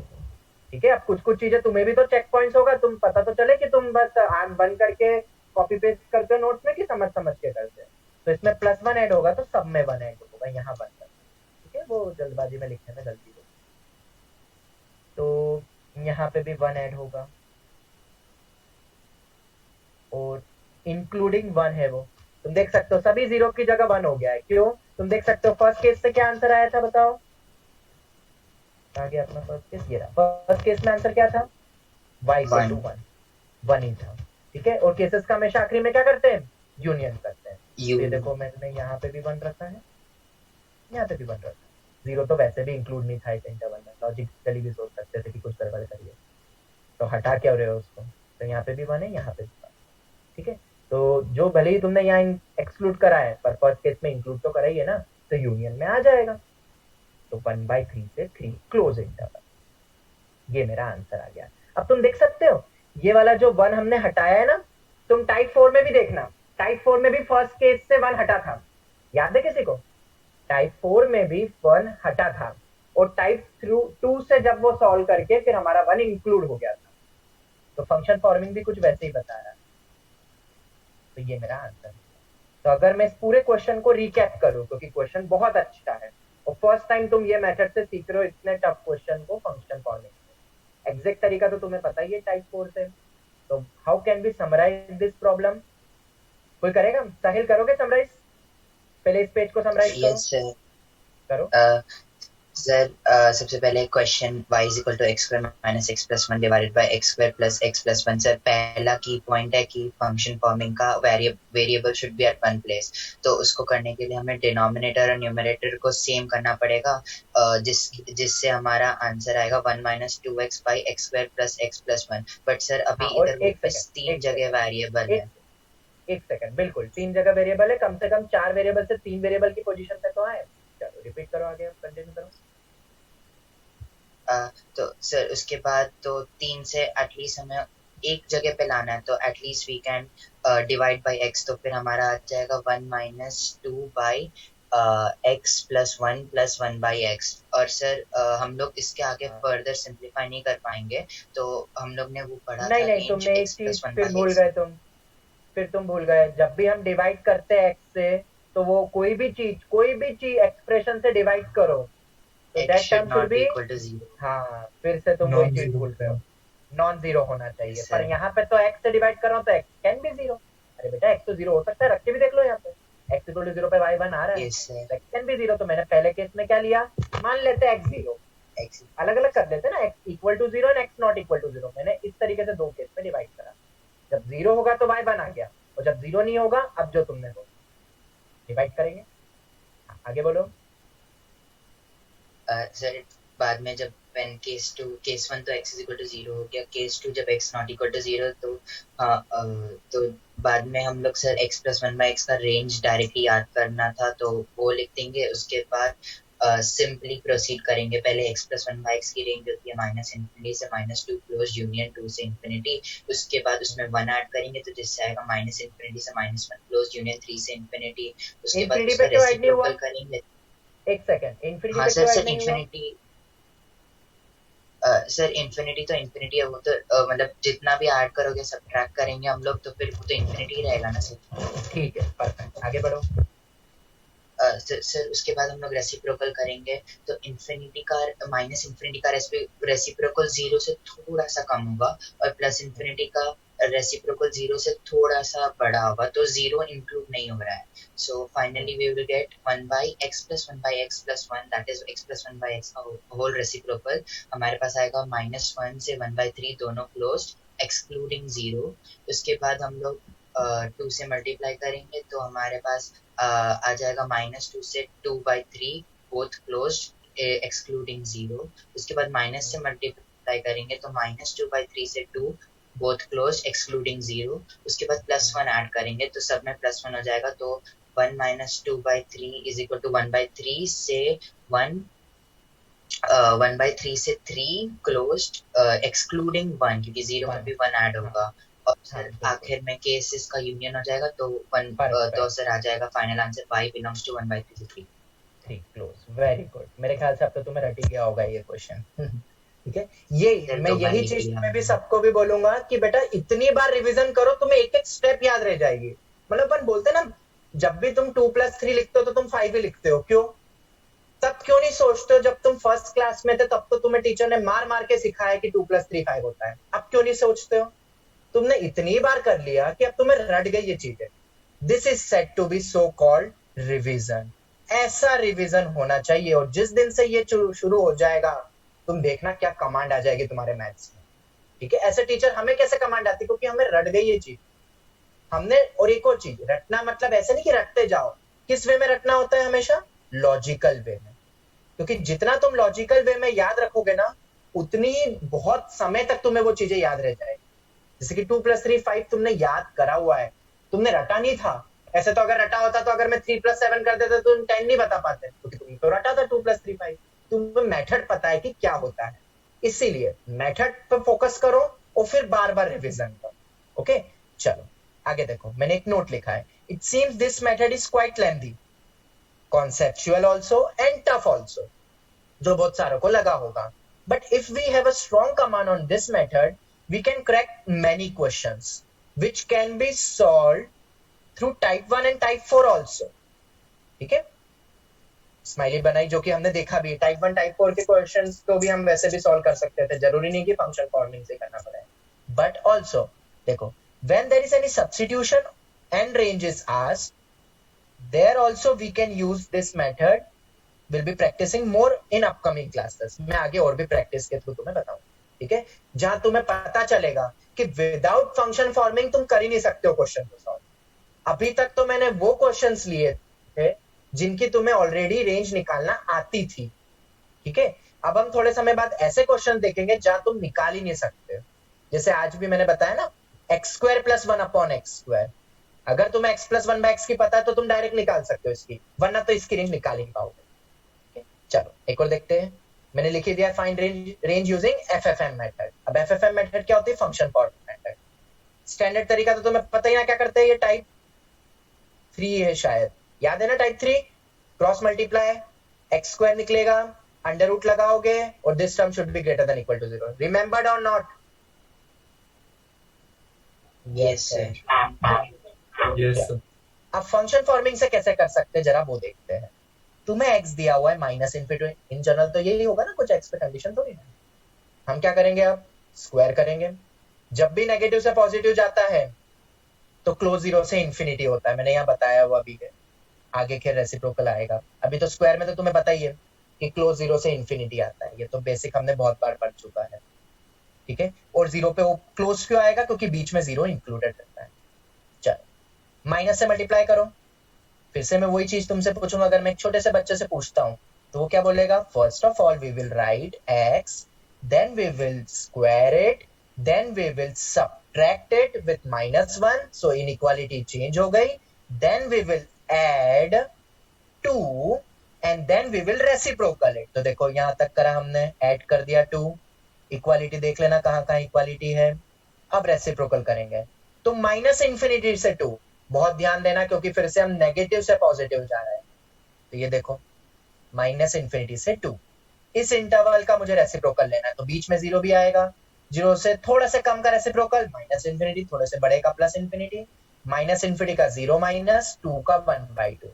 तो इंटरवल क्या हो गया? -∞ से 0 और हाफ से इंफिनिटी. ये ठीक है. हाफ पे क्लोज आएगा क्योंकि 2 पे क्लोज. इसके बाद 3 से मल्टीप्लाई कर दो। अब अगर मैं इससे पूरे को 3 से मल्टीप्लाई करूंगा तो माइनस इन्फिनिटी को कोई फर्क नहीं, 0 को भी कोई फर्क नहीं, पर 1/2 क्या बन जाएगा 3/2, और इन्फिनिटी तो इन्फिनिटी रहेगा। अब तो मेथड नंबर मतलब टाइप नंबर 3 से भी निकालना यही रेंज आएगी तुम्हारे पास, जो मैंने फंक्शन फॉर्मिंग से बताई पड़ा। ठीक है, चल ये तो पार्ट हो गया हमारा, फंक्शन फॉर्मिंग के क्वेश्चंस भी हमने देख लिए। अब देखो फंक्शन फॉर्मिंग को हम यूज करेंगे in finding the range of quadratic function. अब हम सीख रहे हैं बेसिकली क्वाड्रेटिक फंक्शन की रेंज कैसे निकालते हैं। टाइप्स ऑफ फंक्शन में क्वाड्रेटिक आता है, बट तब मैं नहीं लूंगा, क्यों? क्योंकि ये तुमने सबने पढ़ा है। क्वाड्रेटिक पढ़ा है कि नहीं पढ़ा है, जरा जवाब दो। Yes sir. पढ़ा है। तो हम उसको बाद में ना पढ़ने के बजाय, पॉलिनोमियल फंक्शन में ना पढ़ने के बजाय अभी पढ़ लेते हैं, क्योंकि क्वाड्रेटिक हमें आता है और फंक्शन फॉर्मिंग का यूज भी होने वाला है रेंज निकालने के लिए। तो देखो ये हमारा y दिया हुआ है, ठीक है। डोमेन तो r होगा, क्योंकि नहीं कोई टर्म डिनोमिनेटर में है, नहीं कोई टर्म इवन रूट में है, तो बिंदास डोमेन हो गया r। रेंज, अब रेंज निकालनी है मुझे using, let's try using FFM method. अब एफएफएम मेथड के लिए क्या कंडीशन होती है, फिर से बताओ। Variable term should be at 1 position. तो क्या तुम ला सकते हो इसमें वेरिएबल टर्म को 1 पोजीशन पे? हाँ सर, आप ही ने तो बताया था फंडामेंटल में कंप्लीटिंग होल स्क्वायर टेक्निक, वो इसीलिए पढ़ा था क्योंकि आज यूज हो सकता। तो ये हमने कंप्लीटिंग होल स्क्वायर, इस पे तब तो मैं कमांड हो गई होगी x प्लस हाफ का होल स्क्वायर, मैंने ऐड करा है 1/4, तो घर की खेती नहीं हमारी, सबट्रैक्ट भी करना पड़ेगा 1/4, और एक +1 ऑलरेडी था। जब होल स्क्वायर हम बनाते हैं तो कांस्टेंट को हाथ नहीं लगाते, रेस्ट पार्ट से होल स्क्वायर करके ऐड सबट्रैक्ट करके करते। तो मुझे अल्टीमेटली y का एक एक्सप्रेशन मिल गया, ठीक है, ये आ गया, ये आ गया। इसके बाद, अब इसके बाद कैसे करेंगे, तो आगे बढ़ते हैं। ये फॉर्म के बाद अब हमें पता है इन जनरल कोई x की कंडीशन तो दी नहीं थी, ठीक है। तो x क्या है हमारे पास, -∞ to ∞। क्या ऐड करेंगे, हाफ। हाफ से कोई फर्क पड़ेगा क्या? कुछ नहीं फर्क पड़ता इन्फिनिटी को। अब करेंगे स्क्वायर। जब भी नेगेटिव से पॉजिटिव आता है तो क्लोज जीरो से जो बड़ी वैल्यू होती है उसके स्क्वायर तक जाता है। यहाँ तो इन्फिनिटी का स्क्वायर मतलब इन्फिनिटी रहेगा, पर जीरो पे क्लोज आएगा, याद रखो, ठीक है। चलो आगे बढ़ते हैं। अब क्या करना है मुझे बताओ, 3/4 ऐड। मैंने पूरे एक्सप्रेशन में 3/4 ऐड कर दिया, तो ये आ, ठीक है। तो अब रेंज कितनी आ गई, 3/4 से इन्फिनिटी। किसी को भी कोई डाउट? बहुत इजी पार्ट था ये तो फंक्शन फॉर्मेट से। रेंज निकल गई देखो क्वाड्रेटिक की, और तुम्हें समझ में भी आ गया कि क्यों हमने ये फॉर्मेट पढ़ा था। किसी को कोई भी डाउट यहां तक? You can ask. सबको क्लियर हो गया, यस और नो? चलो यस सर। तो ठीक है, ये वाला पॉइंट फिर से मैं बता देता हूँ कि सर ये कैसे बनाते हैं। तो एकदम जैसे छोटे से बच्चे से पूछा जाएगा तो वही यही बोलेगा, सर पहले हम x लिखेंगे, फिर हम ऐड करेंगे हाफ, तुम सभी इंटरवल में हाफ ऐड करते हो, ठीक है। फिर हम स्क्वायर करेंगे, फिर हम 3/4 ऐड करेंगे, और फिर एक जादू होगा। क्या होगा? अरे ये तो पूरा का पूरा y तो है, y मतलब ये, y मतलब रेंज। रेंज निकल गई, खत्म question. This is function format, ठीक है। अब एक और चीज, थोड़ा सा लॉजिकली सोचते हैं। इस टर्म, इस एक्सप्रेशन की मिनिमम वैल्यू कितनी है, कोई बता सकता है? मिनिमम वैल्यू, सबसे छोटी वैल्यू y की कितनी होगी? 3/4, क्योंकि इसी से तो स्टार्ट हुआ। बिल्कुल, ये 3/4 से इन्फिनिटी जा रहा है, तो मिनिमम वैल्यू होगी 3/4। अब ये 3/4 आया कैसे? कौन सा इनपुट रखा गया था वही मशीन में आए? क्या इनपुट रखा कि उस फंक्शन की मिनिमम वैल्यू 3/4 आई? तो वो x क्या था? चाहो तो तुम इसी को 3/4 से इक्वेट कर दो, या तुम ध्यान से देखो, ये इक्वालिटी के कारण 3/4 आया। ये इक्वालिटी कहां से आई थी? यहां से इक्वालिटी आई। तो ये टर्म जीरो कब होगा? जब x मेरा -½ होगा। अरे -½ पे तो मुझे जीरो मिलेगा। तो मेरे को वो भी पता चल गया कि ये मिनिमम वैल्यू कब अटेंड हुई थी, कौन से इनपुट पे? -½ पे। तुम ओवरऑल फंक्शन में भी रख के देख सकते थे 3/4 कौन से इनपुट पे आया, तुम देख लेना, -1/2 ही आएगा क्योंकि वो होल स्क्वायर बन जाएगा, ठीक है। बट ऐसे भी तुम देख सकते हो रिवर्स जाके, ये इक्वालिटी आई कहां से? तो यहां से आई, पहले तो थी नहीं। तो ये कैसे बनेगा? मतलब x प्लस हाफ का होल स्क्वायर 0 कब बनेगा? जब x इक्वल टू जब x plus half equal to क्या होगा 0 होगा, मतलब x मेरा माइनस हाफ होगा, ऐसे भी देख सकते हो। आगे बढ़े, यस आगे बढ़े, चल आगे बढ़ते हैं। अब हमारे पास है y equal to 2x² plus 3x minus 1, ठीक है। अब अगर हम इसकी बात करते हैं तो अब इसमें कैसे रेंज निकालेंगे हम, तो देखो y equal to 2x² plus 3x minus 1 में 2 बाहर निकाला, ये आ गया x² प्लस 3x बाई 2, ये तो पता है ना। होल स्क्वायर को बनाने के लिए हम x² के कोएफिशिएंट को क्या करते हैं सबसे पहले 1, तो इसलिए हमने 2 को बाहर निकाला। कांस्टेंट तो वैसा का वैसे ही रहेगा, कांस्टेंट पे हमें कोई हाथ नहीं लगा। अब क्या तुम x² प्लस 3x बाई 2 से कंप्लीटिंग होल स्क्वायर कर सकते हो? हाँ सर बहुत इजी है, 2ab हमें पता ही है, ये x प्लस 3/4 का होल स्क्वायर बनेगा, क्योंकि 2ab का वो 2 नहीं है ना यहाँ पे, तो इंटू 2 करोगे तो यहाँ डिवाइड बाय 2 हो के 4 हो जाएगा, तो 3/4 मेरी सेकंड टर्म होगी, x प्लस 3/4 का होल स्क्वायर। पर मैंने क्या ऐड कर दिया 9/16, तो जैसा कि हमारी घर की खेती नहीं है तो हमने कुछ ऐड करा है तो सब्ट्रैक्ट भी करना पड़ेगा। बट ये पूरा पार्ट किस में चल रहा है, 2 के अंदर ही चल रहा है, ध्यान देना। और -1 कांस्टेंट तो वैसा का वैसा ही है। अब क्या करेंगे, इस 2 को इधर भी ले जाएंगे, इधर भी ले जाएंगे, तो पहले से मल्टीप्लाई होगा तो ये आएगा, दूसरे से मल्टीप्लाई होगा तो कितना होगा 2 × 9/16 9/8, पर बाहर माइनस साइन है, ये माइनस साइन और एक -1 ऑलरेडी है, ऐड करो इसको, यार now variable term is at 1 position. ये तो फटाफट तुम्हें आना चाहिए, फंडामेंटल में हमने पढ़ चुका है और तुम्हें बोला भी था कि विद इन 5 to 6 सेकंड्स तक तुम्हें यहाँ आ जाना चाहिए, और जैसे ही यहाँ तक आ गए, अरे अब तो बहुत इजी रेंज निकालना फटाफट। फंक्शन फॉर्मिंग, x क्या है -∞ to ∞, क्या ऐड करना है 3/4, कोई फर्क नहीं पड़ेगा इन्फिनिटी को। फिर क्या करना है स्क्वायर, जब भी नेगेटिव से पॉजिटिव होता है तो क्लोज 0 से इन्फिनिटी। फिर क्या करना है 2 से मल्टीप्लाई, कोई फर्क नहीं पड़ेगा, 2 × 0 भी 0 होता है, 2 × ∞ भी इन्फिनिटी होता है। then what, subtract by -17/8, तो 0 में भी सब्ट्रैक्ट करूंगा, इन्फिनिटी पे तो कोई फर्क नहीं पड़ेगा, तो इंटरवल आ गया मेरा -17/8 से इन्फिनिटी। और ये टर्म किस पे आई फिर से देखते हैं, जब ये इक्वालिटी आएगी। ये इक्वालिटी कब आएगी, जब x मेरा -3/4 होगा, कि जब ये टर्म 0 होगी, ये 2 तो गया उधर रह गया, स्क्वायर भी गया क्योंकि इक्वल टू 0 है, -3/4 पे आ गया। कोई डाउट इस सेकंड क्वेश्चन में भी? हम क्वाड्रेटिक की रेंज सीख रहे हैं आज, बहुत इंपॉर्टेंट है ये आगे बहुत काम आने वाला है। ये मेथड आगे पूरी ये मेथड ही चलने वाली, लॉग ऑफ क्वाड्रेटिक इक्वेशन जब हम देखेंगे। किसी को कोई डाउट, फंक्शन फॉर्मिंग और completing whole square in a quadratic, दो कॉन्सेप्ट से क्रैक हो गया। किसी को कोई भी doubt still I am asking? Sir last वाला पार्ट फिर से एक बार रिपीट करें। ठीक है, कौन सी स्टेप से, मतलब यहाँ तक क्लियर है?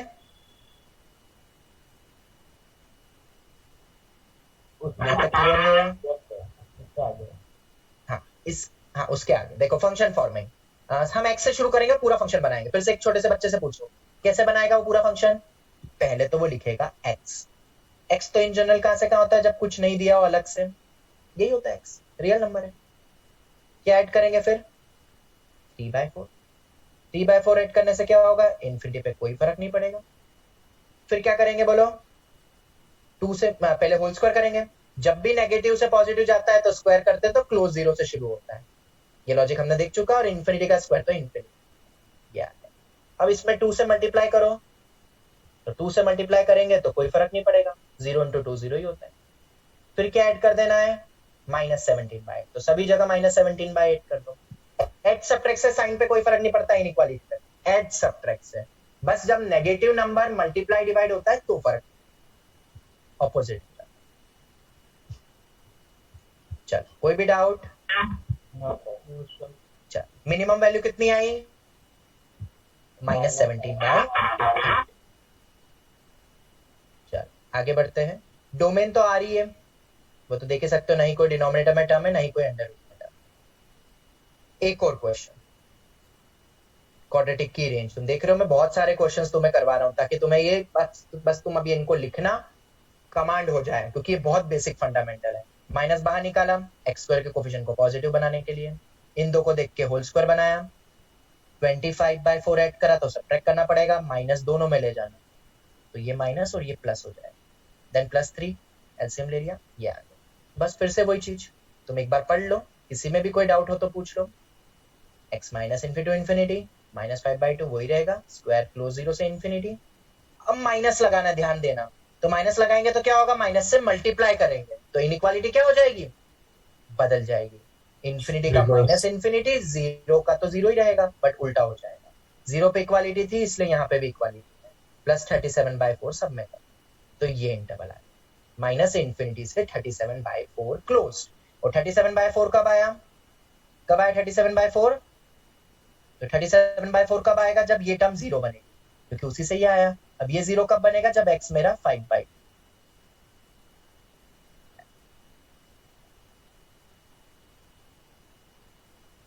पढ़ लो, कोई भी डाउट है तो पूछ लो।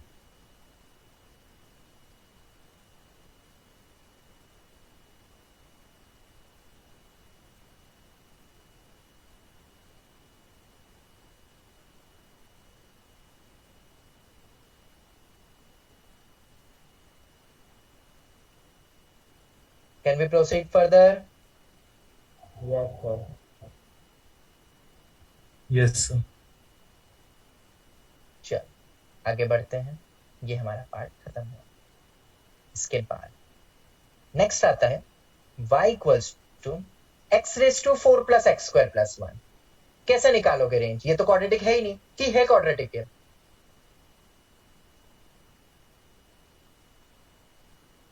बताओ। सब्स्टिट्यूशन ले सकते हैं सर। हाँ बिल्कुल, ये अभी क्वाड्रेटिक नहीं है पर ये क्वाड्रेटिक में बदलेगा। अब कैसे बदलेगा क्वाड्रेटिक में, अगर मैं कोई छोटा सा सब्स्टिट्यूशन कर दूं यहाँ पे, तो किस टाइप का सब्स्टिट्यूशन, अगर मैंने x² को t मान लिया तो ध्यान से देखो ये तुम्हें क्वाड्रेटिक की तरह ही दिखेगा, बट अब यहाँ ध्यान देना, क्या ध्यान देना है, जब तुमने x² को t माना तो क्या t बिलोंगिंग टू r है, नहीं, t तो ग्रेटर देन और इक्वल टू 0 होगा। क्यों, क्योंकि x² है t तो, और x² की रेंज क्या होती है, 0 से infinity. x minus infinity to infinity होता है तो स्क्वायर उसका क्लोज 0 से इन्फिनिटी, तो ये ध्यान देना, ठीक है। अब मेरा स्टार्टिंग पॉइंट बदल गया, अब माइनस इन्फिनिटी टू इन्फिनिटी नहीं रहा t, क्योंकि सब्स्टिट्यूशन करा गया है। Now again same method, FFM method, but be careful this time, t is not belonging to r but t is greater than or equal to। Smiley क्यों है, क्योंकि एक कॉन्सेप्ट आ गई, यहाँ गलती कर सकते थे, तो फटाफट वही करो, ये तो हमने आज ही देखा, h सब्ट्रैक्ट करके ये आया, ठीक है, ये आ गया। अब क्या करेंगे, शुरुआत कैसे करेंगे बताओ, यहां से करेंगे कि यहां से करेंगे, t greater than or equal to 0 से करेंगे। क्यों, क्योंकि t is not from going from minus infinity to infinity, ये बस एक पॉइंट था। अब t greater than equal to 0, +½ कर दो सभी जगह, होल स्क्वायर कर दो, होल स्क्वायर मतलब देख लेना यहाँ पे ध्यान से, ग्रेटर देन इक्वल टू 1/2 मतलब 1/2 से इन्फिनिटी, याद रखना। अगर -1/2 से ग्रेटर होता तो -1/2 से इन्फिनिटी जाता, तो स्क्वायर करने से क्लोज 0 से इन्फिनिटी हो जाता। यहाँ दोनों पॉजिटिव है, तो दोनों पॉजिटिव होता है तो स्क्वायर करने से कोई फर्क नहीं पड़ता है, डायरेक्ट स्क्वायर हो जाता है। इन्फिनिटी स्क्वायर इन्फिनिटी है। प्लस क्या करना है फिर, 3/4, देखो +3/4 कर दिया, सभी जगह +3/4 कर दिया, तो 1/4 + 3/4 1 इन्फिनिटी, तो वही है, ये इंटरवल क्लोज्ड है, क्लोज्ड है। अब 1 कब आया, सोच के बताओ, 1 कहां से ओरिजिनेट हुआ था, ये 1 ओरिजिनेट यहां से हुआ, यहां से हुआ, यहां से हुआ, यहां से हुआ, यहां से हुआ, मतलब जब t 0 होगा तभी मुझे 1 मिलेगा, और t 0 मतलब x 0, तो ये x इक्वल टू 0 पे मिनिमम वैल्यू। तो अब तुम देख सकते हो ये वाले फंक्शन की रेंज कितनी आई, बोलो कोई भी, 1 से इन्फिनिटी, और जब वो t के बजाय मेरा x था तो रेंज कितनी थी, 3/4 से इन्फिनिटी। क्यों, ऐसा क्यों हुआ, x² + x + 1 की यहाँ पे रेंज 3/4 से इन्फिनिटी, और हमने यहाँ पे देखा, इसमें देखा तो 1 से इन्फिनिटी, ऐसा क्यों हुआ सर, क्योंकि सब्स्टिट्यूशन से t ग्रेटर देन 0 हो गया, तो उसके बाद हमने प्रोसीड, बिल्कुल बिल्कुल, x जब था तो -∞ टू इन्फिनिटी था, और यहाँ पे जब t से क्वाड्रेटिक बनी तो t ग्रेटर देन और इक्वल टू 0। फिर से मैं वही चीज बोलूंगा, बेटा इनपुट ही अलग अलग गया है। पहले में इनपुट गया था सभी रियल वैल्यूज, और यहाँ पे इस t में इनपुट क्या जा रहा है, ओनली पॉजिटिव वैल्यूज विद 0, इसलिए आउटपुट में भी फर्क पड़ सकता है। इसलिए ये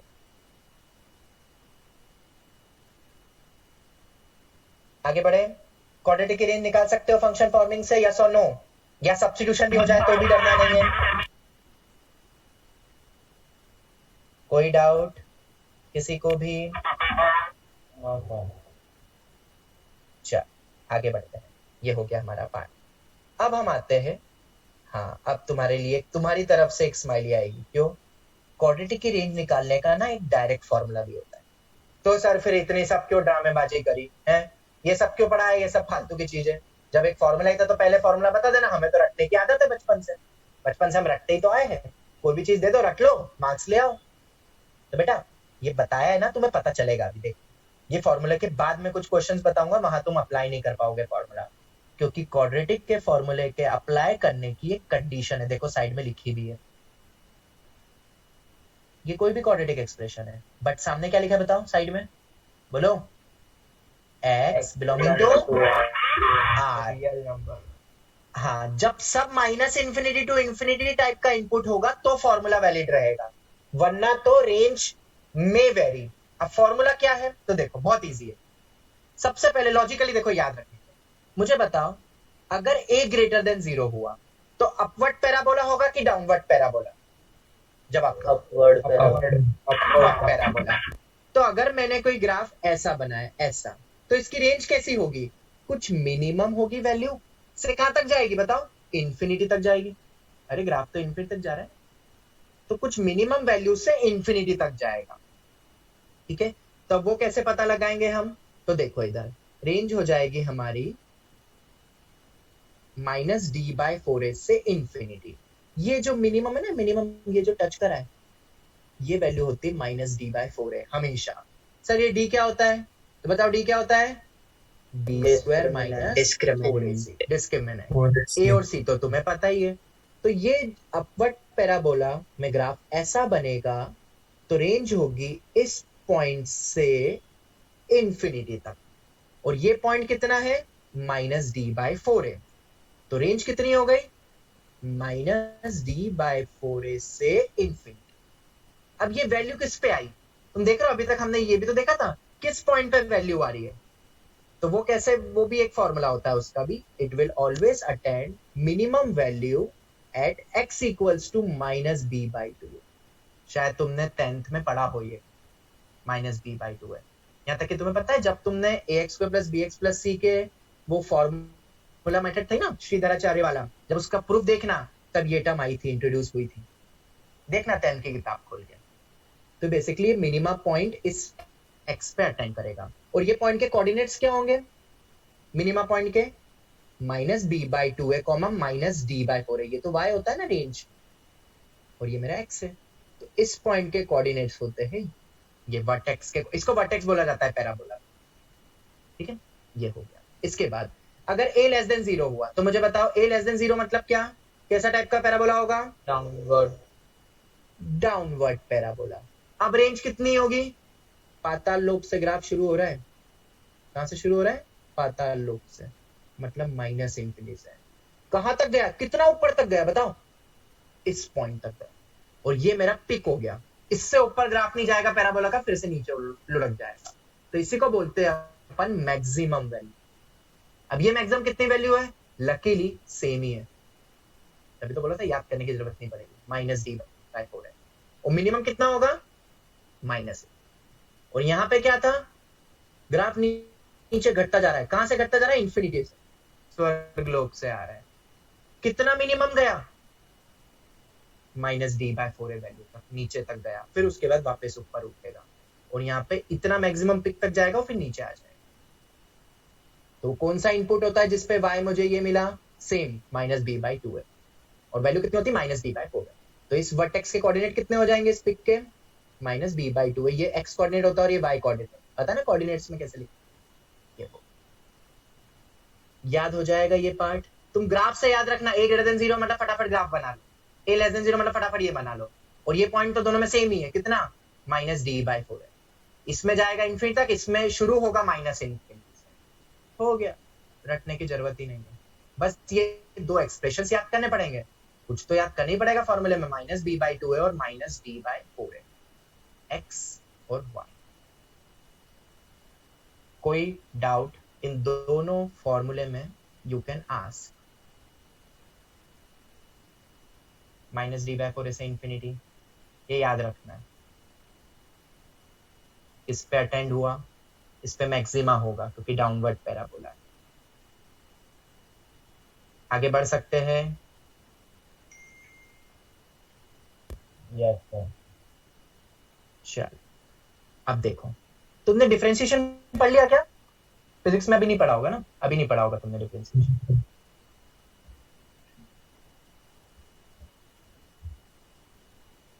चलो तो शुरू करते हैं फिर से। If you know the concept of differentiation, जब तुम पढ़ लोगे ना तो तुम्हें ये कॉन्सेप्ट क्लियर हो जाएगी। अभी मैं इसको स्किप कर रहा हूं, तुम फिजिक्स में डेरिवेटिव पढ़ने वाले हो, तब तुम देखोगे। मैं तुम्हें बस एक छोटा सा पॉइंट बता देता हूँ, जैसे ही मैंने बनाया ये, ठीक है, पैराबोला है, ये अपवर्ड पैराबोला है, डाउनवर्ड पैराबोला जो मैंने बनाया अभी अपवर्ड। तो पता है ये पॉइंट क्या होता है, ये पॉइंट पे अगर मैं टेंजेंट खींचूं तो ये जो लाइन है ना वो पैरेलल टू एक्स एक्सिस है, पैरेलल है ना, ठीक है। Yes sir. जब भी पैरेलल होती है ना तो इस पॉइंट पे जो स्लोप होता है, स्लोप, ये आगे हम पढ़ेंगे, मैथ्स में भी पढ़ाऊंगा मैं टाइप्स ऑफ फंक्शंस में, जब लीनियर इक्वेशन आएगी लाइन की। तो ये बेसिकली स्लोप होता है किसी भी पॉइंट पे, टेंजेंट का स्लोप, और जो कि यहाँ पे 0 है, और स्लोप मतलब dy/dx। अभी तुम आगे देखोगे, तुम फिजिक्स में पढ़ोगे, इसलिए मैं अभी बताने लगा। तो dy/dx इक्वल टू 0, तो उससे x निकलता है और x वही आता है, क्योंकि ये पॉइंट मेरा वही है जहाँ पे स्लोप 0 है, और इस पॉइंट को फंक्शन में रख दो तो तुम्हें -d/4 मिलता है। तो ये भी एक तरीका होता है डिफरेंशिएशन के थ्रू, जो तुम आगे पढ़ोगे, ठीक है। अभी तुम्हें कुछ भी ध्यान नहीं देना है, वो तो बस नोट्स बनाए थे तो इसलिए मैंने सोचा ये भी पॉइंट लिख ही, ठीक है। इसके बाद देख लो, नोट दे दिया है मैं, कब अप्लाई होगा बताओ? when x belongs to R। Real number. belongs to all real numbers, ठीक है।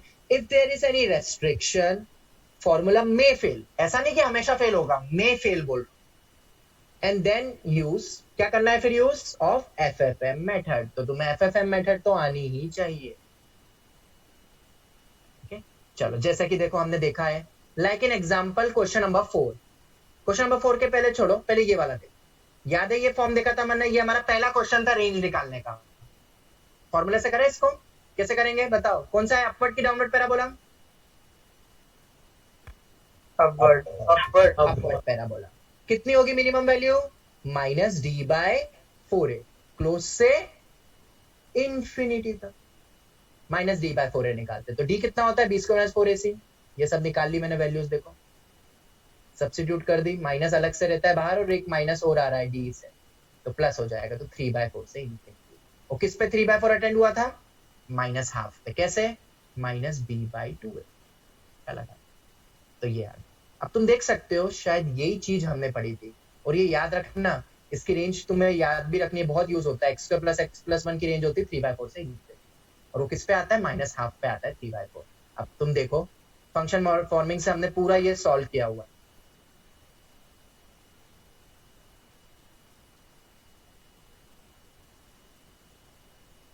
कहाँ गया? ये रहा, देख सकते हो तुम,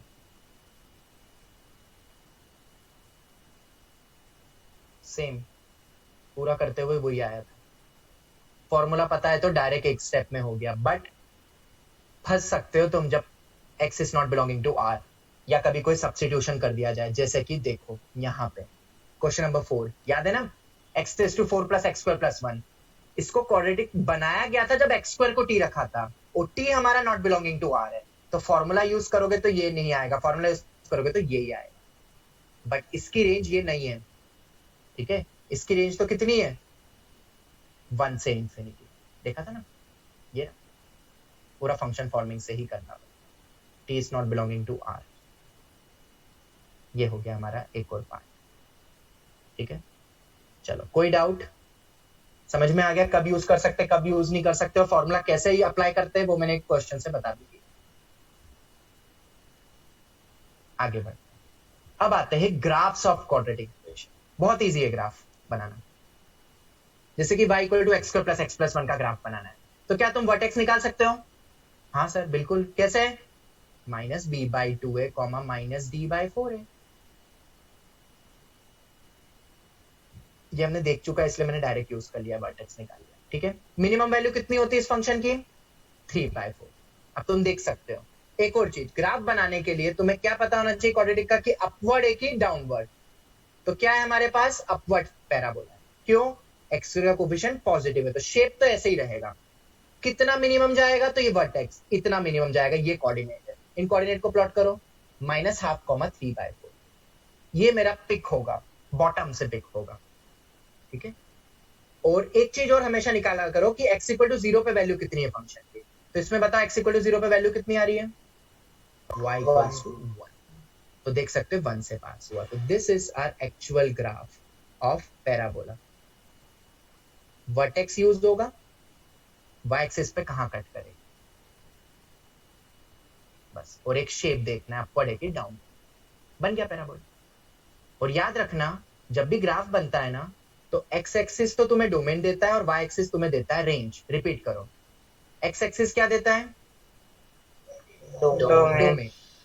y एक्सिस क्या देता है हमेशा? रेंज। ठीक है, मैं तो इसे रिपीट करता हूं। हमें पता है कि अपवर्ड पैराबोला है तो शेप ऐसा होगा। दूसरा 0 पे वैल्यू निकाल लो, कितनी है? कितनी है? y इक्वल टू 1 है तो ये y इक्वल टू 1 से पास होगा। तीसरा पॉइंट, ये जो पिक होता है ये कितना नीचे तक लेके जाऊं इस ग्राफ को, पैराबोला को? क्योंकि देखो यहाँ तो यहाँ तक गया, ये यहाँ से गया, वो कैसे पता चलता है? वर्टेक्स का। वर्टेक्स हमें पता है -b/2a कॉमा -d/4a होता है वर्टेक्स का formula. Minimum point, maximum point अभी तो पढ़ा अपन ने। ठीक है, तो ये हमारा पार्ट हो गया। तो हमें वो पॉइंट मिल गया। कितना है वो पॉइंट? -12 से 3/4। ठीक है, ये हो गया -12 से 3/4। तो ये मेरा ग्राफ हो गया। -12, 3/4 प्लॉट करना आता है कि नहीं आता है? 10 में पढ़ा है क्या एक पॉइंट को प्लॉट करना? -1/2 इधर गया पीछे की तरफ, 3/4 ऊपर आया, तो ये मेरा पॉइंट हो गया। ये रहा वो मिनिमम पॉइंट। और फिर यहां से ग्राफ कैसा जाए, क्योंकि ये मेरा मिनिमम पॉइंट है, ये बन गया। सेम देखते हैं x² - 5x + 6 का ग्राफ। तो वर्टेक्स तुम निकाल लेना। ठीक है, या कंप्लीटिंग होल स्क्वायर से भी देख सकते हो। 5/2 पे मिनिमम आएगा और वैल्यू आएगी -1/4 ये। ठीक है, और x इक्वल टू 0 पे वैल्यू कितनी है? y equal to 6। तो देखो कैसे बनाया, पहले ये वर्टेक्स को प्लॉट करो। 5/2 आगे गया, -1/4 नीचे गया, पहुंच गए हम वर्टेक्स वाले पॉइंट पे। मतलब वो वाला मेरा मिनिमम पॉइंट है क्योंकि अपवर्ड पैराबोला ही है, x² का कोफिशिएंट पॉजिटिव है। अब एक बार x इक्वल टू 0 पे वैल्यू कितनी आ रही थी? 6। तो मुझे बताओ, मुझे कौन कौन सी स्टेप्स पता है? मुझे मिनिमा वाला पॉइंट भी पता है। मुझे पता है कि 0 पे वैल्यू 6 है और एक अपवर्ड पैराबोला बनाना है। बस बना दो ऐसा रैंडम।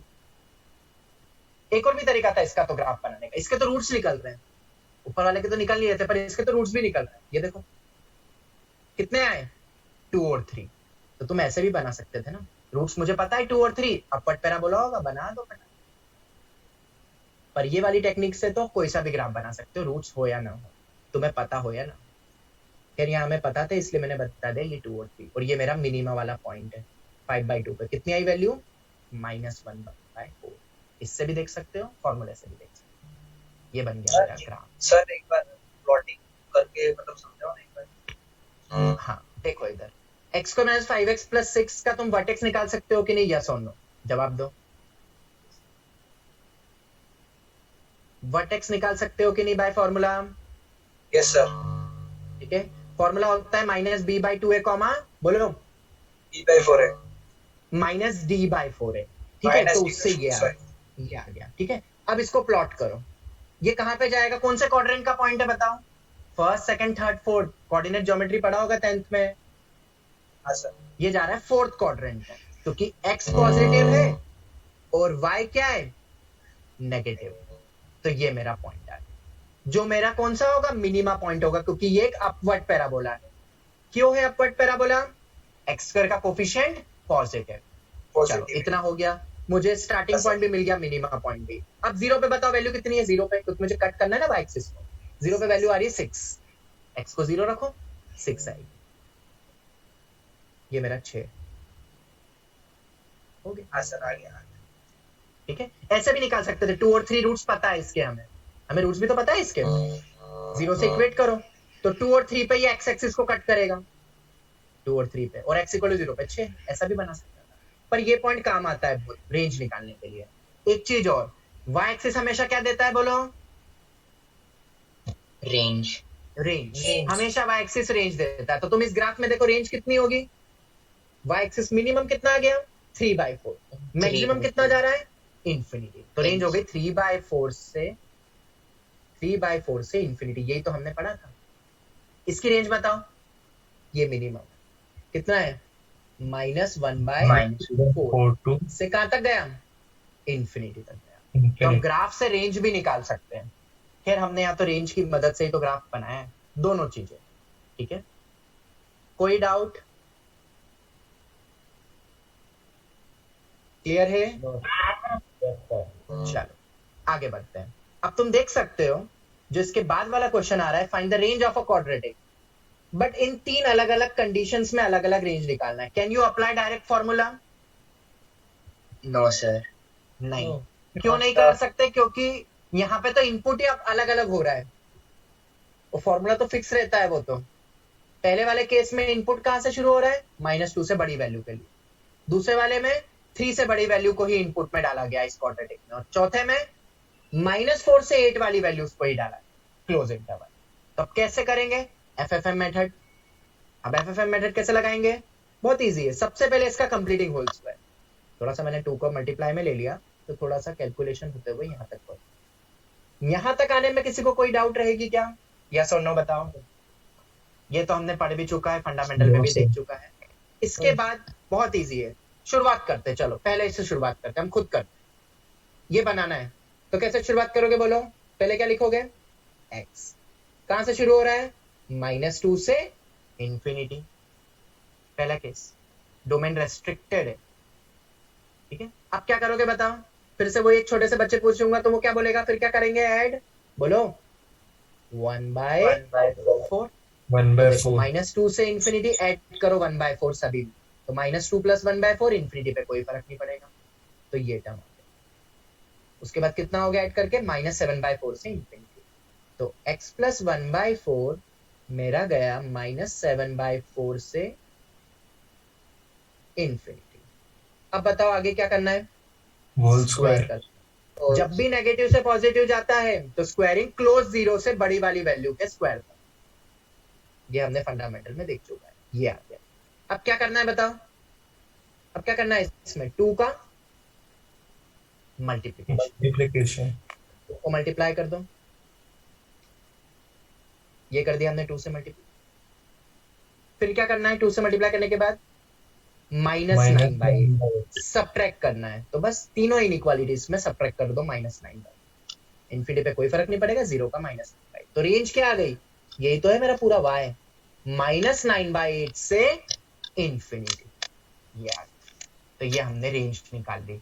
मतलब जब भी कोई डोमेन रेस्ट्रिक्ट कर दे तो तुम्हें फंक्शन फॉर्मिंग से तुम फटाफट रेंज निकाल सकते हो। ठीक है, अब ये -9/8 आया कब? अगर हम ये पता करें -9/8 आया कब, तो -9/8 यहां से आया। इक्वालिटी जहां से शुरुआत हुई, यहाँ पे इक्वालिटी आई। पहले इक्वालिटी थी क्या? नहीं, यहां से यहाँ इक्वालिटी है। तो ये इक्वालिटी कब आएगी बताओ? ये टर्म कब 0 होगा?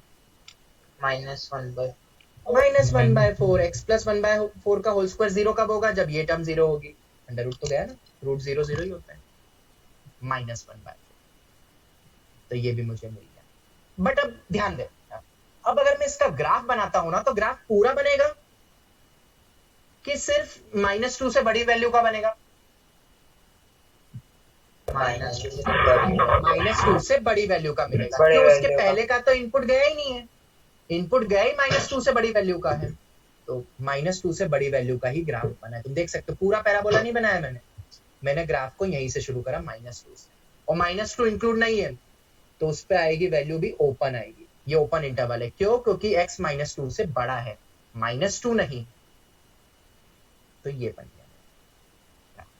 मिनिमम कितना गया तुम देख सकते हो, -1/4 पे -9/8। अब ये तो हमें बनाना आता ही है, तुम देख सकते हो रेंज कितनी है, और ये वैल्यू -1/4 पे आई है। और तुम ये भी देख सकते हो x इक्वल टू, देखो एक और चीज, -2 पे भी देख लो वैल्यू कितनी है, क्योंकि वहां से शुरुआत करनी है। तो तुम देख सकते हो -2 पे वैल्यू 5 आ रही है, पर 5 को इंक्लूड नहीं करेंगे क्योंकि इधर ओपन है, बट इधर 5 आ जाएगा, याद रखना। ग्राफ ऐसा जा रहा है, -1/4 पे मिनिमम आई, -1/4 पे मिनिमम, 0 पे वैल्यू कितनी है -1, 0 पे वैल्यू -1 प्लॉट कर। या तुम ऐसा भी कर सकते हो, पूरा ग्राफ बना दो, पूरा ग्राफ बनाना तुम्हें आता ही है, बट फिर हटा दो इधर वाला पार्ट। क्यों? क्योंकि -2 से बड़ी वैल्यू के लिए start. Anyway your wish, anyway ठीक है। अगर x ग्रेटर देन 3 कर दो, फिर से वही चीज, ग्रेटर देन 3 से शुरू होगा, ये वाला पूरा फंक्शन बनाओ, पूरा फंक्शन फॉर्मिंग की मेथड यूज हो रही है इसमें। ऐड करो, ये करो, ये करो, 2 से मल्टीप्लाई करो, -9/8 करो, ब्ला ब्ला ब्ला करते हुए यहाँ तक पहुंच गए। रेंज आ गई इस बार 20 से इंफिनिटी। क्या ये रेंज इस बार 20 से इंफिनिटी, बट 20 पे ओपन है, 20 पे ओपन है। तो 20 आया कैसे? ये 20 आया यहां से, मतलब कहां से ओरिजिनेट हुआ ये 20? बताओ। ये 20 इधर से आया, इधर से आया, इधर से आया, इधर से आया, इधर से आया, ये 3। तो ये 20 ऑब्जर्व हुआ है हमें 3 पे। अब जब मैं ग्राफ बनाऊंगा, तुम देख सकते हो 3 से बड़ी वैल्यू के लिए बनाना, ये मेरा इन जनरल पूरा ग्राफ बनेगा, तुम बना के भी देख सकते हो। अगर x पे कंडीशन नहीं होती तो हमारा पूरा ग्राफ ऐसा बनता। पर हमें शुरुआत कहां से करनी है? बताओ, शुरुआत कहां से करनी है हमें? ग्रेटर देन 3 के लिए, तो 3 से बड़ी वैल्यू को ही पार्ट करो। 0 पे वैल्यू कितनी आ रही थी फंक्शन पे? 0 की वैल्यू हमने देख चुकी ना। एक ग्राफ तो एक ही है मेरा, तुम देख सकते हो, ग्राफ तो पूरा यही है, मैंने इक्वेशन सेम ही ली है, बस उसका अलग अलग हिस्सा आ रहा है। पहले वाला हिस्सा सिर्फ इतना था, दूसरा वाला हिस्सा क्या कर दिया मैंने ग्राफ का? 3 से बड़ी वैल्यू, तो सिर्फ इतना पार्ट ही आएगा। और आखिरी में दिया है मैंने इंटरवल -4 से 8, दोनों पे क्लोज। तो -4 से 8 पूरा बनाया। ये स्क्वायरिंग वाला पॉइंट समझाया हुआ है फिर से, कि क्लोज 0 से शुरू होगा, से स्क्वायर कौन सी वैल्यू पे जाएगा? जिसका बड़ा मैग्नीट्यूड है, मॉड है वो, जिसकी मॉडुलस वाइज सबसे बड़ी वैल्यू होगा, उसका स्क्वायर भी बड़ा होगा, वहां तक जाएगा। ये पूरा ये तुम पढ़ लेना, बिल्कुल सेम है टेक्निक। बट अब यहाँ पे ग्राफ का देखो पार्ट, मेरा इन जनरल ग्राफ कैसा था? ये मेरा ग्राफ गिवन क्वेश्चन था, पर मुझे उठाना कहाँ का इंटरवल का बताओ? तीसरे में ग्राफ का इंटरवल बताओ। -4 से 8, तो ये -4 हो गया, -4 से कहां तक जाएगा? 8 तक जाएगा। -4 पे वैल्यू कितनी है देखो, निकाल ली, 27 है, 27 है ये। उसके पहले का कोई पार्ट नहीं लूंगा और इसके आगे का भी कोई पार्ट नहीं लूंगा। और 8 पे वैल्यू कितनी है? 8 पे 135 आ रहा है। मैं रफली ग्राफ बनाना सिखा रहा हूँ तुम्हें पर्टिकुलर इंटरवल में। पूरा ग्राफ ऐसा था, उस ग्राफ के हिस्से को हटा के सिर्फ इतना पार्ट लिया मैं। क्यों? क्योंकि इनपुट सिर्फ मेरा -4 से 8 का ही था, तो आउटपुट भी मुझे उतने इंटरवल का ही मिलेगा। ये आ गया मेरा ग्राफ। अब रेंज कितनी है? मैंने क्या बताया था रेंज कैसे मिलती है? वाई एक्सिस को देख के। तो इतने से यहां तक में गया, तो रेंज की मिनिमम वैल्यू कितनी हुई? ये। और मैक्सिमम कितनी होगी? ये होगी टिक। ये वैल्यू तो यहाँ पे भी वापस आ गई, ये टिक होगी। तो रेंज कितनी हो गई? -9/8 से 8 पे कितनी वैल्यू आ रही? 135। ये मेरी रेंज हो गई। और जो यहां से आया भी, हमने ग्राफ से भी देखा और हमने फंक्शन फॉर्मिंग से भी देख लिया रेंज कैसे है। ठीक है, वाई एक्सिस हमेशा रेंज देता है, एक्स एक्सिस हमेशा डोमेन देता है। तो हमने देखा जब भी एक्स पे कंडीशन लग जाए तो हमें फंक्शन फॉर्मिंग ही लगाना पड़ेगा, और उसमें तीनों केस में अलग अलग आ रहा है। एक में ऐसा ग्राफ बना इस पॉइंट से इंफिनिटी, दूसरे में सिर्फ इतना ही पार्ट आया, और तीसरे में दोनों पार्ट आ रहा था, तो मिनिमम से वो बड़ी वैल्यू। किसी को कोई डाउट? फंक्शन फॉर्मिंग से हमने रेंज निकाली और ग्राफ से हमने क्रॉस चेक भी करा। ग्राफ एक ही बन रहा है हर बार, तुम देखोगे ग्राफ हम बेसिकली बार बार किसका बना रहे हैं? तुम चाहो तो इसका ग्राफ बना सकते हो, पूरा ही पहले ही ग्राफ बनाना तुम्हें आता है, इसका ग्राफ कुछ ऐसा बना। अब एक बार -2 से बड़ी वैल्यू बोली है तो सिर्फ इतना पार्ट लिया मैंने, से बड़ी वाली वैल्यू तक। एक में बोला 3 से बड़ा, तो ये 3 से बड़ा, और एक में बोला -4 से 8, -4 से 8 तक स्टॉप।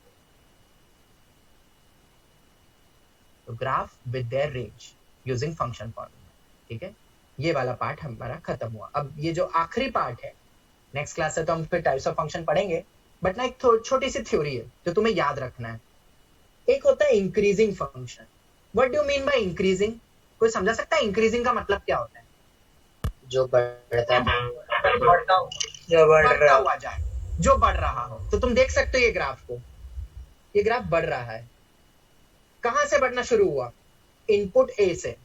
कहां तक गया? इनपुट बी तक गया। मान लेते हैं ए पे वैल्यू एफ ऑफ ए है, फंक्शन की वैल्यू, और बी पे वैल्यू कितनी है, आउटपुट कितना है Y, F of B.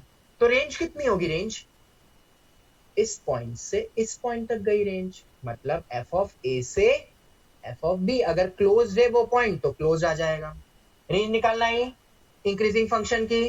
Graph बढ़ता जा रहा है, बढ़ता जा रहा है, बढ़ता है। मिनिमम किस पे मिलेगा? स्टार्टिंग वाली वैल्यू पे। अरे कोई चीज निरंतर बढ़ रही है तो सबसे छोटी वैल्यू कौन सी होगी? स्टार्टिंग वाली। सबसे बड़ी वैल्यू कौन सी होगी? एंडिंग वाली। तो ये मेरी रेंज हो गई, ठीक है। मतलब जब भी कोई एक इंक्रीजिंग फंक्शन है तो रेंज हमें मिलेगी मिनिमम इस पॉइंट पे और मैक्सिमम इस पॉइंट। मतलब डायरेक्ट निकाल सकते हैं अगर बस तुम्हें इतना पता चल जाए कि वो एक इंक्रीजिंग फंक्शन है, ठीक है। अब देखो, क्या ये कहीं पे कॉन्सेप्ट यूज करिए अभी तक हमने? हाँ करिए। तुम्हें पता है ये जो ग्राफ था ये वाला, x ग्रेटर देन 3 में वो पैराबोला इंक्रीजिंग है, तो मिनिमम किस पे मिलेगा? 3 पे। और मैक्सिमम कितना होगा? इन्फिनिटी। तो तुम देख सकते हो इसकी रेंज क्या आई थी, 20 आई थी 3 पे, और मैक्सिमम तो इन्फिनिटी होगी। ओपन क्यों आया? क्योंकि 3 ओपन था। तो अगर तुम्हें सिर्फ इतना भी पता चल जाए कि अगर फंक्शन इंक्रीजिंग है, बढ़ता चला जा रहा है, कैसे पता करते हैं वो हम बाद में देखेंगे, नेक्स्ट ईयर आता है वो तो। पर एक आइडिया जरूर होना चाहिए कि इंक्रीजिंग फंक्शन की रेंज कैसे निकलती है, और ये डेफिनेशन होती है। इनपुट बढ़ा तो आउटपुट भी बढ़ा, इनपुट छोटा तो आउटपुट भी छोटा। तुम देख सकते हो x इक्वल टू ए बढ़ा है कि बी बढ़ा है? ए की बड़ी वैल्यू है कि बी की बड़ी वैल्यू? तो तुम देखोगे बी बड़ी वैल्यू। बी। नंबर लाइन पे देखो, तो फंक्शन की भी वैल्यू किस पे छोटी आएगी? एफ ऑफ ए पे। और मैक्सिमम किस पे आएगी? F of b. No change in the sign. अगर इनपुट बड़ा है तो आउटपुट भी बड़ा होगा, क्योंकि बढ़ता जा रहा है ग्राफ। और सेम कॉन्सेप्ट अगर डिक्रीजिंग फंक्शन पे मैं लगा, तो डिक्रीजिंग फंक्शन में क्या होगा? अगर इनपुट बड़ा है तो आउटपुट छोटा होगा। If input is more, output will be less. ये तुम देख भी सकते हो। डिक्रीजिंग, कोई घट रहा है तो सबसे बड़ी वैल्यू बताओ क्या होगी?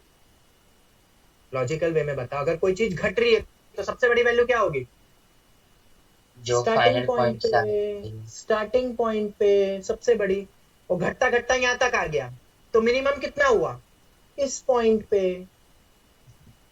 तो जो मिनिमम इनपुट था, इनपुट मेरा ए से बी गया, तो इस मिनिमम इनपुट पे मैक्सिमम आउटपुट मिला, और मैक्सिमम इनपुट पे मिनिमम आउटपुट।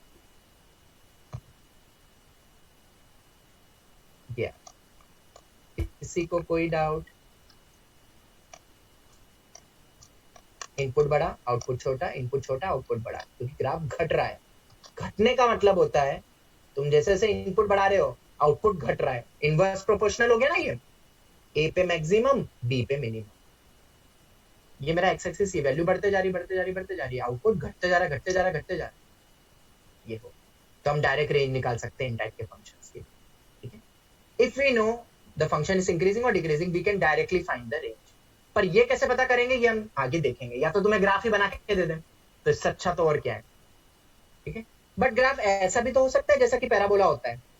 ऐसा देखो, कहां से कहां तक गए हम? ए से बी तक गए। अब मिनिमम कितना है मुझे बताओ? ये इंक्रीज डिक्रीज दोनों को मर्ज कर रहा है, जैसा भी अपना आखिरी ग्राफ। ये मेरा पॉइंट ए है, ये मेरा पॉइंट बी है, और इस पॉइंट को मैं सी बोलता हूं। मिनिमम वैल्यू किस इनपुट पे आ रही है बताओ? ये मेरा ग्राफ सी पे। Maximum value? Maximum value b पे। तो तुम देख सकते हो ऐसा नहीं आया कि ए से बी, ए पे मिनिमम बी पे मैक्सिमम, ऐसा नहीं आया, बीच में कहीं पे आ गई मिनिमम, अगर फंक्शन इंक्रीज डिक्रीज दोनों कर रहा है।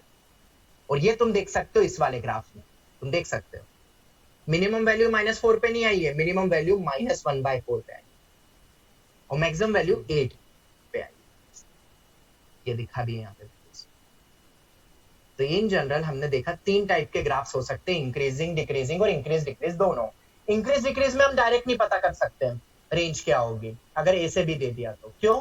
वो बीच में कोई भी पॉइंट हो सकता है जिसपे मुझे मिनिमम मैक्सिमम था। और दूसरा पॉइंट, इंक्रीजिंग हो तो डायरेक्ट रेंज निकाल सकते हो, और अगर डिक्रीजिंग हो तो डायरेक्ट रेंज निकाल सकते हो, जस्ट उल्टा हो जाता। ये हुआ आज हमारी थ्योरी खत्म, जिसमें मैंने पूरा completing whole square and function forming method ली, जो तुम्हें आईट्यूटर वगैरह में भी नहीं मिलेगा इतना डिटेल में।